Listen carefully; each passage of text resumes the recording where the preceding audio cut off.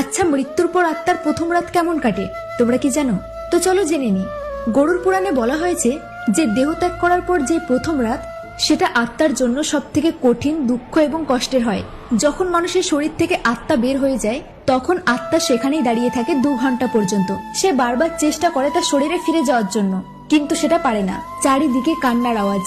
তার প্রিয় কাছের মানুষগুলো তার জন্য কতটা কষ্ট পাচ্ছে সে সেখানে দাঁড়িয়ে থেকেই দেখতে পায়।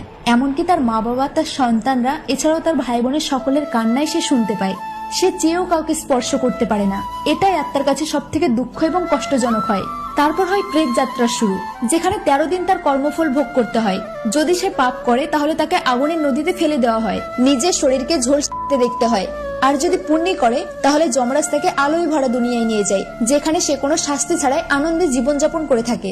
তখন আত্মা অনুভব করে যে সে যদি আর কিছুটা সময় পেত তাহলে সবার সাথে ভালোভাবে কথা বলতো, কোনো অহংকার, হিংসা, কোনো অন্যায় করতো না। তো আমাদের গরুড় পুরাণে এটাই শেখায় যে নিজের মানুষদের সময় দাও, তাদের ভালোবাসো, যাতে অন্তিম সময়ে পস্তাতে না হয়।